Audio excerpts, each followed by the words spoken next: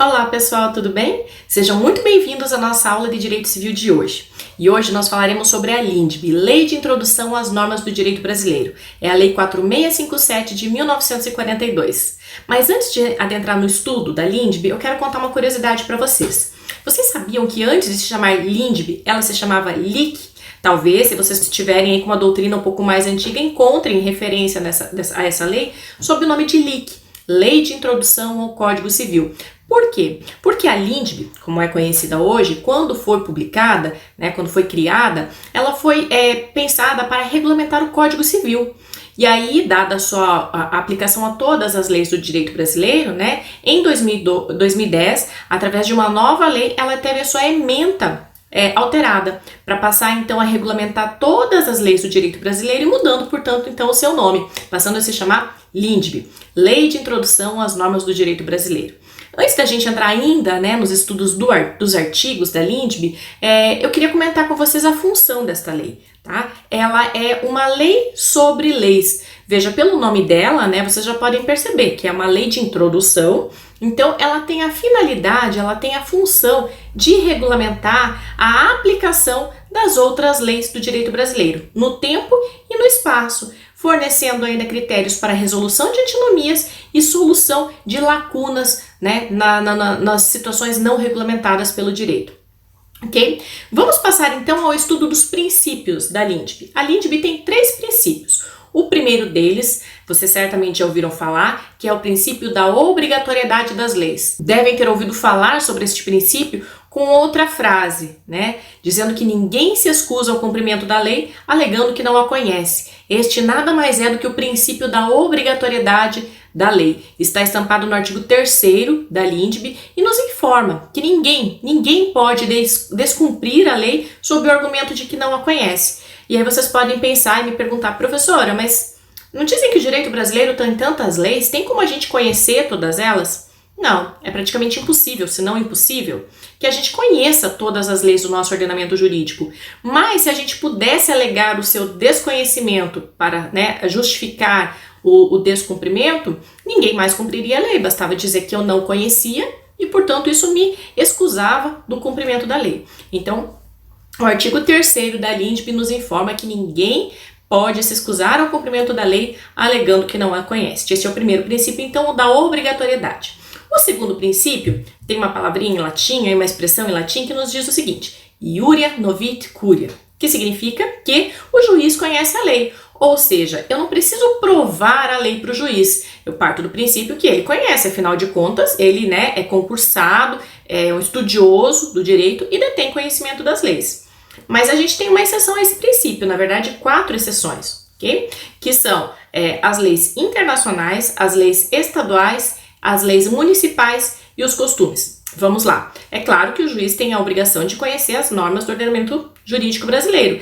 Entretanto, o juiz não tem como conhecer as leis de todos os municípios, de todos os estados da federação, de todos os países do mundo, correto? Então, sempre que eu precisar, que eu invocar uma lei estadual, uma lei municipal, uma lei internacional, eu devo trazer o texto, informar para o juiz a fonte aí dessa legislação, porque o juiz não é obrigado a conhecer todas as leis de todos os países, de todos os estados, de todos os municípios. Mas a regra é iuria novit curia, o juiz conhece a lei. A outra exceção aí é do costume, cada lugar tem um costume e a gente sabe da relevância que os costumes têm para o ordenamento jurídico e a gente vai falar mais um pouquinho sobre o costume na sequência da nossa aula, ok?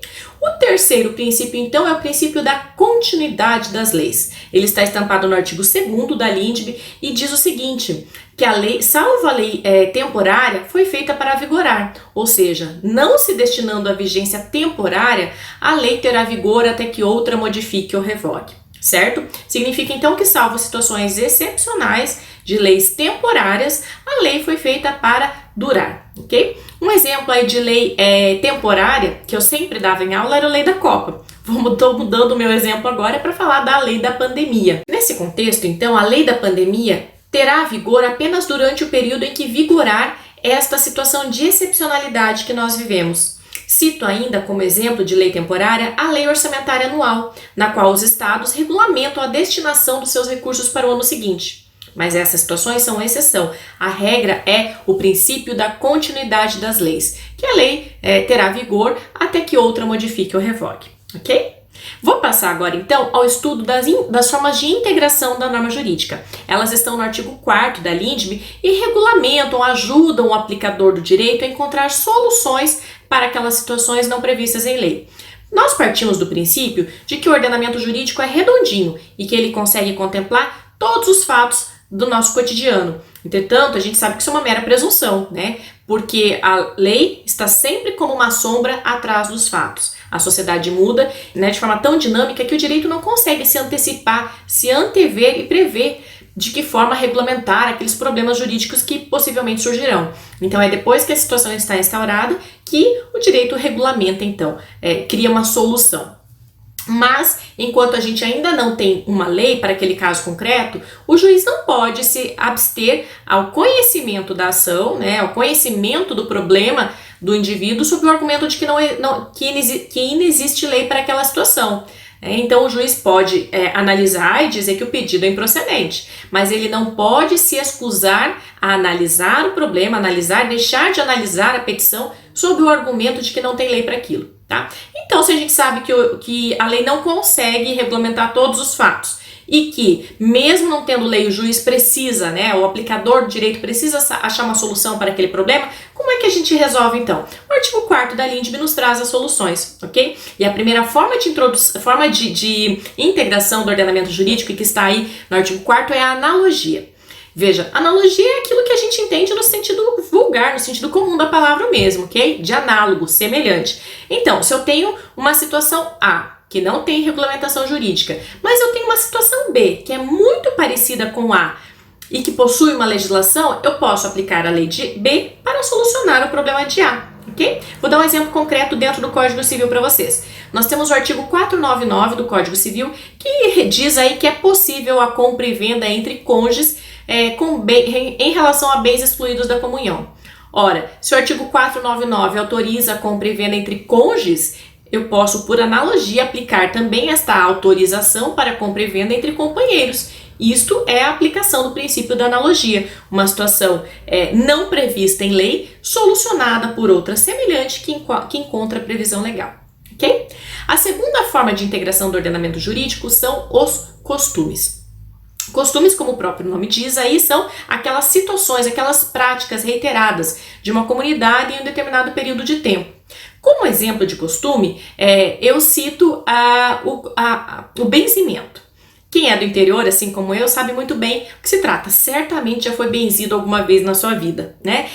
Esse benzimento é uma espécie de oração que uma pessoa iluminada, né, faz para resolver aquele problema. Essa prática é tão comum e tão enraizada em alguns lugares que ela é muito procurada pela população e ninguém vê problema nenhum nisso.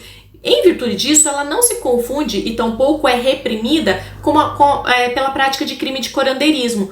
O benzimento se difere, então, do curandeirismo, até porque ela não dispensa o tratamento convencional, né? Ela é um complemento, digamos assim. E por que ela não se enquadra, então, no crime de curandeirismo? Porque esta prática é reiterada, é comum em determinados grupos, que eu não posso simplesmente chegar e puni-la ou tentar extirpá-la daquela comunidade, porque é algo completamente enraizado naquela comunidade, naquele determinado grupo. E a terceira forma de integração do ordenamento jurídico trazida pelo artigo 4º são os princípios gerais de direito. Nós já viemos falando ao longo das nossas aulas muitas vezes sobre princípios, né? Mas como exemplo de princípio geral de direito, eu cito aqui o princípio da dignidade da pessoa humana. Quanta coisa cabe nesse conceito, né? Nesta cláusula geral, nessa palavra, nessa expressão de significado tão aberto. E é somente no caso concreto que eu vou conseguir analisar onde está o meu problema e como é que eu consigo resolvê-lo, primando sempre pela dignidade da pessoa. Este é um exemplo de princípio geral do direito brasileiro. Eu espero que tenham gostado da aula de hoje e eu vejo vocês na próxima.